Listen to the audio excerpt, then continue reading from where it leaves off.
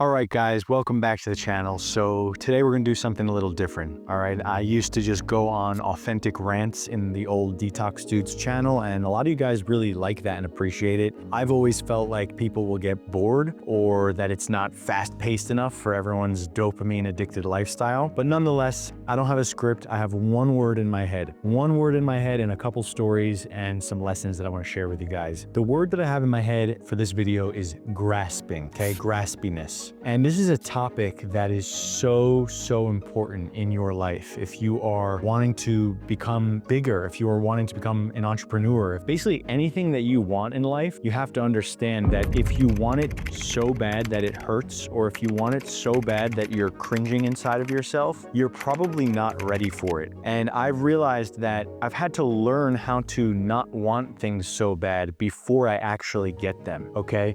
And the reason is because graspiness is one of the most unattractive, repelling positions that you can be in as a human being. What is graspiness? Well, I mean, you can chat GPT it, you can Google it. It'll probably say something like neediness and clinginess and this and that. But you can feel when someone is being really graspy. In any relationship, in any interaction, in any experience, you can feel when someone needs something from you or someone needs the outcome. Whenever someone is really attached to a certain outcome, you're actually repelling the very thing that you're trying to get.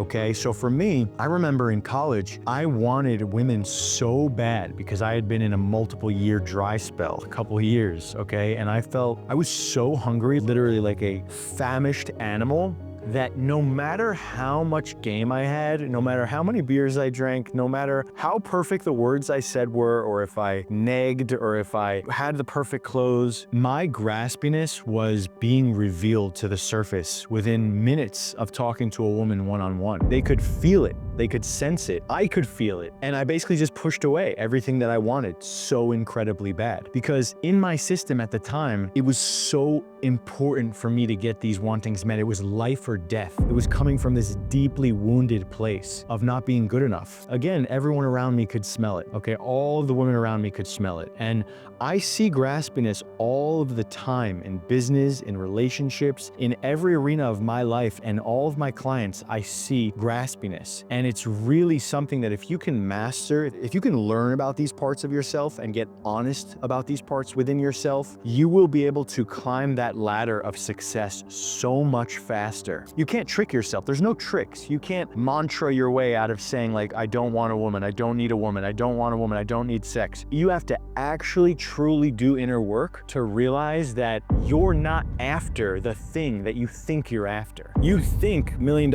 is gonna do this thing for you. You think getting that woman is gonna do something for you. You think getting this business partner or getting on the podcast, which is in my instance, the story I'll tell you in a moment, is gonna be the thing that moves the needle for you. There's nothing that will come into your life that will actually change your life. Nothing. There's no one opportunity that changes everything. Maybe if you go on Mr. Beast games and win it, maybe then. But 99.8% of opportunities that you're just dying for, they won't actually change the game the way you think it will. So I'm about to share some stories with you guys, all right? But what I did in college that changed the game for me was I began to actually get authentic with my graspiness. The biggest issue is not only the graspiness itself, but it's the thing that comes on top where you lie about it, where you pretend that you're a cool cat. You pretend that you got everything under control, but really you're like cringing inside of yourself. As soon as you actually say the words, wow, I'm really nervous right now. Oh, wow, you're really out of my league. I'm like shaking right now. You're actually on more solid ground. And let me explain a couple stories of how graspiness works on subtle layers. Graspiness, it's like, you're signaling to the other person that you're not ready for them, that you're putting them on a pedestal. You ever been shaky in front of someone or nervous or like, oh my God, if you're stumbling on your words, what you're doing inside of your system is you are literally telling them that you're not ready. You're not at that level. You're putting them on a pedestal. You are not inside of yourself, you don't believe that you belong in the room or you belong in the conversation. And that shows you where you have work to do behind the scenes when you're alone by yourself. Okay, so a couple stories, right? It's 2018. This is six and a half years ago. I was just a year or two into my business. And I remember I was listening to a ton of Christopher Ryan podcasts, like 50, 60 episodes of his. I thought he was the man. I was like, if we met, we would be best buds. Like, oh my God, if this guy met me, like we would just be best friends, and I would get on his show and my life would take off, and eventually I'll go on Joe Rogan and oh my God, I'm gonna be famous. This was actually, now I wasn't like telling people about this, and I wasn't really probably not even honest with myself about it, but inside my system, I was genuinely experiencing those thoughts and feelings. And I believed them. And I bought into them. So at one point in time, I get an invitation to meet Chris Ryan in person. You pay $500, you have to buy one of his books, and then you end up meeting him in person for like a drink or something. So I'm like shaking before I meet this guy because I think he's my best friend. He has no fucking clue who I am. And I'm so nervous in front of him, and I'm pretending not to be nervous, and I'm talking about detox and what I do, and I'm just so repelling. I'm so repelling, even though my words are fine. Everything I say is fine. I don't make a fool of myself. I'm not stumbling on myself, but I'm so nervous inside and so desperate for the relationship to work out that I'm not myself, and there's no room for anything authentic. I just remember him looking at me multiple times like he could feel something was off. But people are masters at knowing when someone's grasping at them. When someone is grasping at you, even if you're a robot and have no social awareness, you can feel it. You can feel when someone is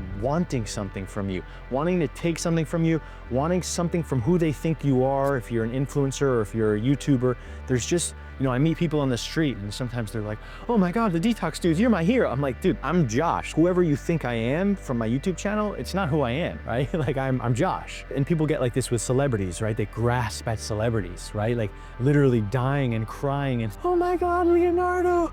And they would literally just lose their whole life for a kiss from Leonardo because that's graspiness. You're grasping at who you think someone is versus being truly in the reality of what's so. And this is what's in your way of getting what you want because you think that this woman is on a pedestal. You think that this business opportunity, you think that this celebrity or so-and-so, you put them on a pedestal and then you lose yourself. And you lose all concept of true human relation. I'm at this thing and I remember just like, you know, at the end of it, he was like, oh yeah, maybe one day you can come on my podcast. And I was like, yeah, that'd be cool. Yeah, no sweat, man.